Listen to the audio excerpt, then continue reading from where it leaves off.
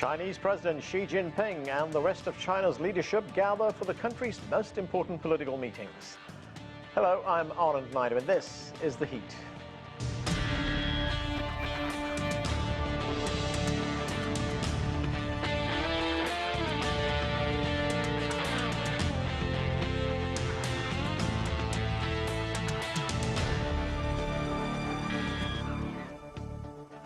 Thousands of legislators and advisors joined President Xi Jinping at the Great Hall of the People for the annual political meetings known as Two Sessions. The Chinese People's Political Consultative Conference is expected to address a range of issues from economics to foreign affairs, and the National People's Congress will vote on important pieces of legislation, including the 14th five-year plan.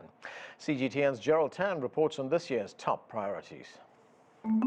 2021 marks the start of China's 14th five-year plan. Exactly what does it entail and what does it hope to achieve? Here's the gist.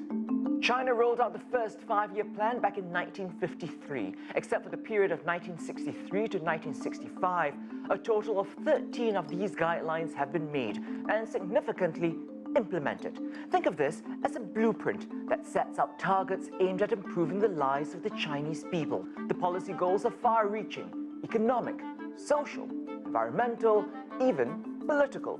The plans change with the times, and no wonder. In 1953, China was an agrarian society with a population of 538 million. Nearly every sector was state-owned, either fully or in part. Today, the country has 1.4 billion people. It is a global manufacturing leader and tech innovator, where private companies account for more than 84% of all enterprises. Still, the emphasis for all 14 plans: economic growth. And with that growth, the Chinese government has identified some key areas to be prioritized. They include development driven by innovation, a stronger domestic market, increasing cultural soft power, the modernization of national defense, deeper cooperation with economic partners, and the revitalization of rural areas. Many of the plans are aimed at further bolstering the success of last year's poverty alleviation push. 中国成功地解决了绝对贫困和区域性整体贫困问题，比联合国2030可持续发展议程确定的减贫目标提前了10年。世界上还没有哪一个国家在这么短的时间内创造这样的减贫奇迹。 This five-year plan is part of a longer-range vision, China's 15-year roadmap to achieve what it calls socialist modernization by the year 2035. Now, you have the gist. For more on China's Two Sessions, let's bring in our panel. Joining us from Oregon via Skype is Yang Liang. She's a professor of economics at Willamette University. Also with us from Washington, D.C. is Saurabh Gupta. He's a resident senior fellow with the Institute of China-America Studies. Nessun Mahboobi is a research scholar at the Center for the Study of Contemporary China at the University of Pennsylvania. And from Beijing, Aina Tangen is a political and economic affairs commentator. Thank you, everyone, for being with us. Aina, let me start with you in Beijing. This is the most important political gathering in China, and it comes at a very crucial time. The rest of the world, of course, is coming to grips with the COVID pandemic, and here in the United States, which is China's most important international partner, there is a new president who's been in office for just over a month. What do you expect to come out of these meetings? Well, there are a number. This is about setting agendas, and right now China is grappling with how it will continue to grow domestically. They have featured this dual circulation strategy that was covered in the initial statement, and internationally they're looking for a reset. I mean, there have been a number of important trade agreements made with both the European Union and also RCEP. And, you know, China has its eye on TPPCC, which is the trade agreement that the U.S. walked away from under the Trump administration. So it's really how all of these issues play together which is, the topic of discussion here. But this is not like a regular legislative session in the United States. Imagine if you were setting priorities, Congress was setting priorities, and instead of just debating among legislators, they actually send it down to each state, each city, even down to the township for comment and an idea of how they think that they would implement these new kinds of ideas. So every 5 years, China has a, kind of a mini reset. It's generally continuous, but it really sets the agenda for the next 5 years. And, it's something taken very seriously. If you want to know where China's going, read their 5-year plan. And given that China is so enmeshed in economies around the world, has there been some fine-tuning going on, given that many economies, almost all economies around the world, have been hit by the COVID pandemic?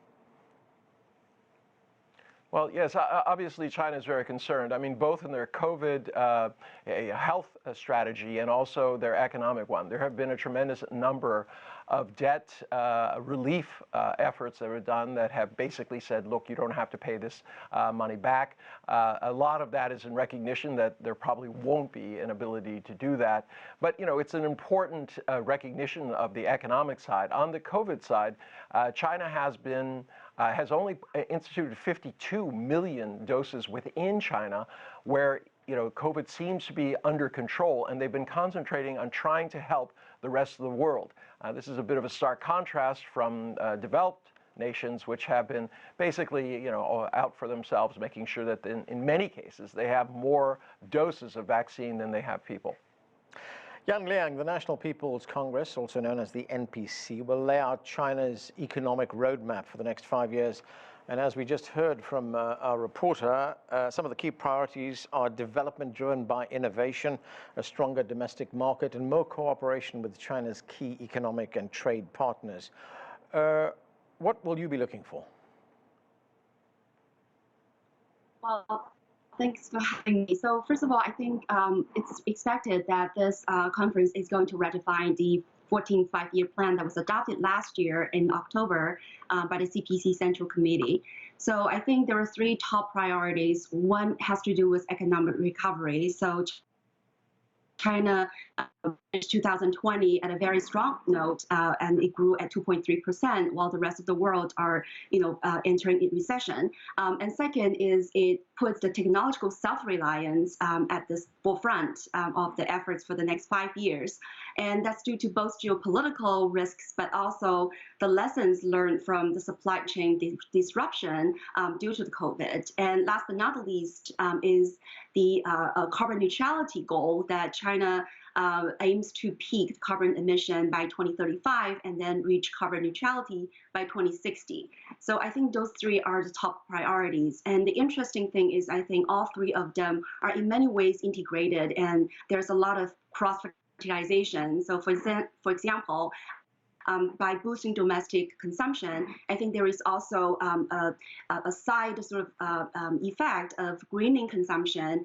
And when it comes to technological self-reliance, I think there we are also looking for industrial upgrading and a modernization of the supply chain that in many ways would also help with environmental sustainability and also economic recovery. Nathan, of course, there have been tensions between the United States and China under President Trump in the last 4 years, and that has continued actually since President Biden has come to office. And one of the issues that really define these tensions is the issue of technology. President Biden also sees China as a competitor, a rival, not as a partner. And he also has said publicly that he wants to lessen the United States' dependence on China's supply lines. How will this impact trade and their economic relations looking ahead? Well, first of all, I agree with the premise of your question, which is that there hasn't been a lot of differentiation between the Biden administration policies towards China and the previous Trump administration policies. And I don't expect to see a lot of differentiation in a lot of the substance, although I do think that the rhetoric, some of the atmospherics around those policies are likely to change.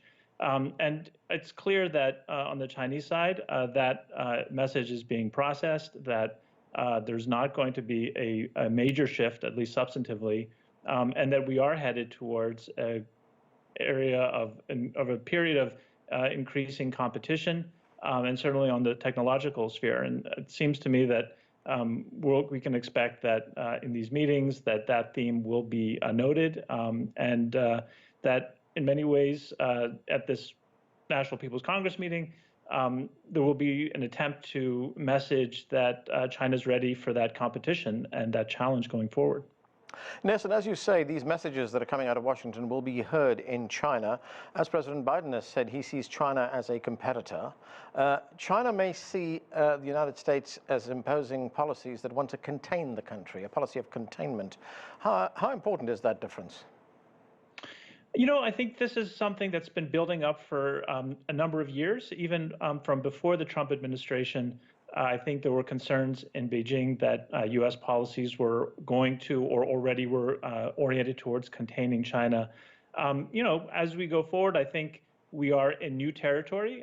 China is a different kind of a power than it used to be. The U.S. recognition of that is different than it used to be.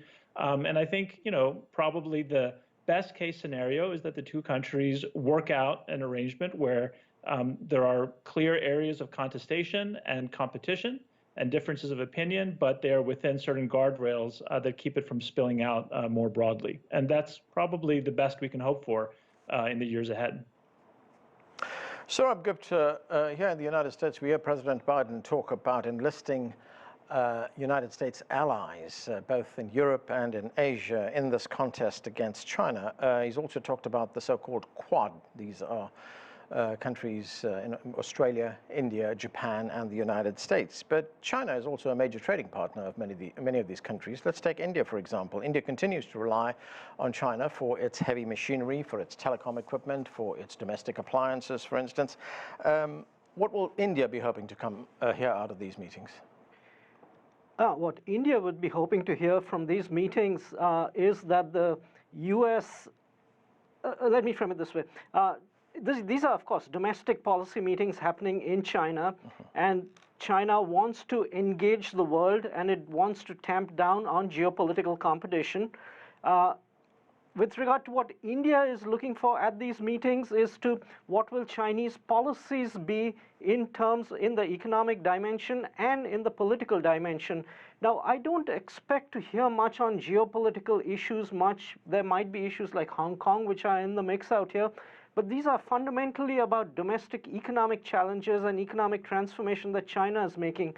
And those don't necessarily touch in a big way on India, except that if China is very successful in going through with these domestic transformations, the gap between India and China is just going to get even larger, and that will create more Indian dependence perhaps on other Quad countries, including the United States. So the Indians will be looking to hear what the Chinese have to say. Of course, the foreign minister's interview at the end, the foreign minister's press conference at the end will give a sense of where China wants to go politically down the road this year, and whether that has any scope for maybe the BRICS countries, the India-China border issue, glean something from that. But fundamentally, this is about domestic economic transformation in China. And the Indians really are they don't really have a dog in this game to that extent, frankly. Anna Tangen, there's been one other significant development. If we look at current demographic trends, it looks like India will overtake China as the most populous country in the world, and that could happen by 2027. China's birth rate is declining. We know that China abandoned its one-child policy 4 years ago in 2016, but there are still some restrictions in place. Will we see any other steps being taken? How significant is this for China?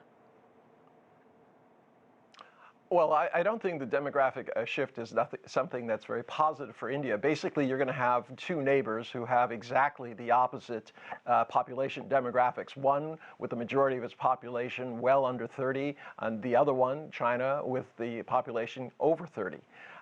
What does that mean in terms of technology? With robotics and an increasingly mechanized and work situation, whether it's in the factory or in the fields, I don't know that it's necessary to have a larger population. You need consumers, obviously, if you're going to have a tertiary economy, service-based. But this idea that you have to have large populations goes against this idea that we've been talking about for many years, which is that in 50% of the jobs that are existing today will not exist in 5 to 10 years from now. So really at this point, it's about education and things like that, not necessarily just having a large population. India is going to continue to struggle with how it can employ this large labor demographic. And unfortunately, if it's forced to buy more expensive things from the US or from Europe, as opposed to China and Asia, it's not going to make them as competitive if they were working together with China. Yang Liang, you were telling us a moment ago about Chinese economic growth in 2020. It was one of the few countries in the world that actually did show positive growth, 2.3%. What do you think will be the main drivers for growth this year?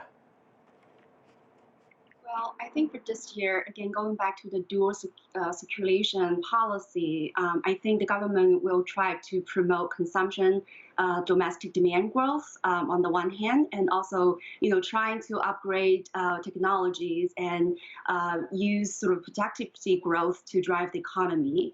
So I think, we have pretty successful policies in building the digital economy. Right now, the digital economy is about 38% of the economy in big cities. So I think going forward, the government will continue to promote digital infrastructure economy to stimulate consumption. And then on the other hand, for technology, the government has set up many investment funds to provide funding, and they have also facilitated many national and regional innovation centers and laboratories to promote those new technology. I also want to just add a quick note on the demographic challenges. I think this is one of a biggest challenges for China, because on the one hand, the working population is going to decline by about 35 million in the next 5 years. And by the mid-century, 40% of the population will be at the retirement age. So I think in addition, as Anna Tangen has talked about, boosting technology and robotics and automation, the government is also trying very hard to ease the population control or family planning policy and trying to, talk people into having more children. But as I think other countries' experience have shown this is very difficult. So there has been also ideas floating to raise the retirement age to 60 in order to, be able to raise that to take care of all the elderly population. So I think it does require a major transformation in China's economy to take up the challenge of demographic changes. Okay, more of our conversation on China's 2 sessions right after this. Stay with us. You're watching The Heat.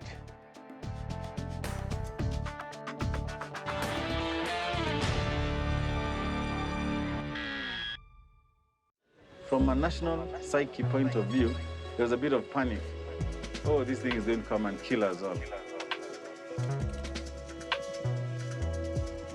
डर क्या बीमारी के डर है काम धंधे के तलाश में पैसे फंसे हुए हैं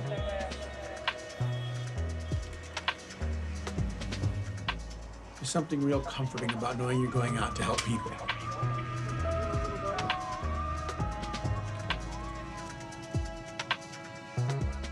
Hanno maggior criticità sanitaria andranno al collasso, purtroppo vedremo tante persone morire. 当时武汉那个情况，你说你躲到哪里去？你就没有地方躲，你还不如勇敢一点，做一点力所能及的事。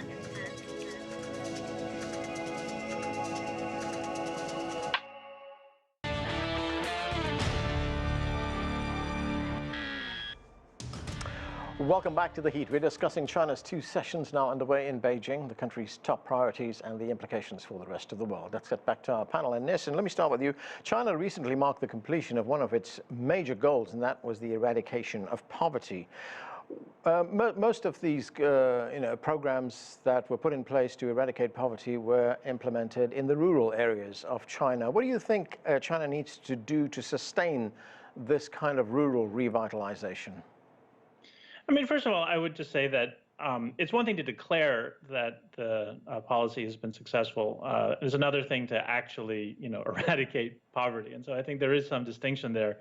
I think it's actually laudable that the government has put as much emphasis on addressing rural poverty. But I actually think there is still a lot left to go. And And some of those dynamics, you know, they're not going to be solvable in a short period of time. I think we still find that inequality is a major issue in China, and it's continuing to grow by some metrics. So this is something that I think, you know, it's good to have as kind of a messaging about it, and it's good to have some policies in that direction. But probably the objective analysis would be that there's still quite a long way to go. And I think, you know, one of the things that underscores is this disconnect between the way that China is sometimes perceived on the world stage and the reality of China. There are ways in which China has become a stronger and more powerful country on the world stage, but it does, in many respects, remain a developing country with some really real problems in terms of poverty and economic development in the rural areas in particular. Just tell us a bit more about that, the way you see China being perceived by the international community and the way it perceives itself. You know, there's a friend of mine recently published a piece saying that there's a certain kind of a argument in especially Western analysis of China now that portrays China as 10 feet tall, and it's not. It's, you know, China is growing more wealthy, growing more assertive, but it does have, you know, weaknesses and vulnerabilities like many other countries. But the weaknesses and vulnerabilities tend, I think, to be clearer to the Chinese leaders themselves than to analysts outside of China. So, you know, I think there is obviously a reason why analysts outside of China have become more concerned about China in recent years, but it can be overstated. Anna Tango, what do you make of those differences that Nathan was outlining there? Well, I tend to have a slightly different view. First off, China is being vilified almost on a daily drumbeat basis, both by governments and the international press. The fact is that China's economic footprint is enlarging. It's now 17% of GDP, and it's expected to overtake the United States in terms of nominal GDP. That's the total number of dollars by 2028. It's already far ahead in terms of purchasing power parity. You know, obviously change involves some sorts of frictions, but this idea that you know, China is trying to portray itself as a giant is nonsense. China has not changed in that regard. It's just simply the economic impact of what it does. For instance, during this 5-year plan, I mean, the international situation will be affected by how China perceives the market and how it goes forward, how it is able to handle the challenges. It's you know, the driver, as we've seen, of international growth. It has a very steady situation. I think what Nathan is referring to obliquely is the fact that China's success over the last 40 years versus the rather spotty up and down nature of you know, economic development in the West has, you know, kind of created this existential crisis. Why is it that, quote, we have the better system, unquote, yet China continues to do better? And this had led to this idea that China is somehow cheating all the time. But that's not true. It's very objectively, China has put a lot of hard work and planning into its economy and its nature. For instance, in poverty alleviation, right. China has taken steps. It's fine to say that, you know, you can minimize this, but what are the rest of the world doing? What steps have they taken? Right now, it's becoming a comparative contest where the audience is the rest of the world, not the U.S. and China, but everybody else. Right, Nathan, a quick response from you, and then I'm going to go to Sora, but you first. Yeah, I mean, I think, you know, again, I do think there may be some differences here. I don't think necessarily that I would argue that it's a clear picture of China simply having developed economically over the past 40 years and other countries not having developed, and that other countries now view China's development in a negative way because of that. You know, I think there's been economic growth in many countries and development in many countries, and China's economic development has not been, you know, consistently felt throughout the country in equal ways. I do agree that the development at the macro level of China's economy has put other countries on notice. And what I think is really hard to do, and what I think it would be good for all of us to do, is to try to analyze that dispassionately. Okay. Yeah. Yeah. Saurabh, China's top political advisory body, it started its annual session, which also included an address by the chairman of the CPPCC, and that is Wang Yi.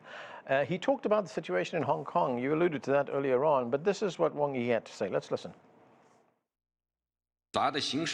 We will resolutely support the principle that Hong Kong should be governed by patriots, strengthen solidarity and friendship with Hong Kong, Macau, Taiwan patriots and overseas Chinese, and conduct research and consultations on strengthening patriotic education for youth in Hong Kong and Macau, and promote cross-strait economic and cultural exchanges and cooperation.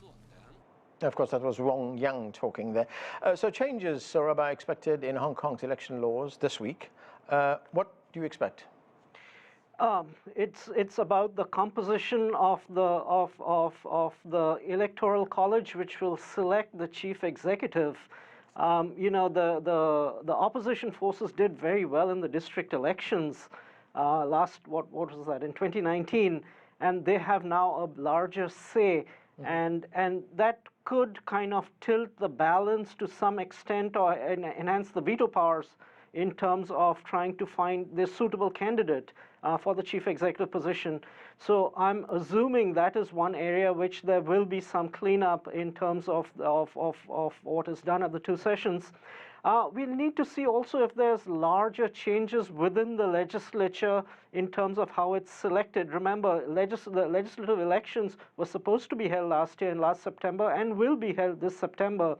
So, and considering that the opposition had done so well, there's always a threat and a fear of how it might play out, considering that many in the opposition then wanted to basically veto the role of government in terms of budget making, etc. So I think what Beijing is trying to do is trying to see that whoever gets elected comes in with a constructive mindset so that Hong Kong can move ahead. But whether it is going to be too heavy-handed, that remains to be seen. So I've got a few seconds left, but I want to get your view on this. China, of course, one of the other big things at these meetings is climate change. That's one of the big priorities. China has announced that it would strive to peak carbon emissions by 2030 and achieve carbon neutrality by 2060. Xinhua reports that you know, there's a real big focus on this right now. Is the country on target to meet those goals? They have placed immense emphasis, top-down emphasis on reaching those goals. I am expecting that at these meetings they will flesh out the means of implementing that, including in terms of having a carbon transfer, a market, that they will take enhanced measures. So I'm fairly confident that they will be very, very active this year, especially with the climate change conference in Glasgow, and using that as a mechanism to have kind of confidence building with the Biden administration. Okay, and that's where we have to leave it. Thanks to all of you for being with us. That's it for this edition of The Heat. I'm Anand Naidu in Washington, D.C. Thanks for being with us.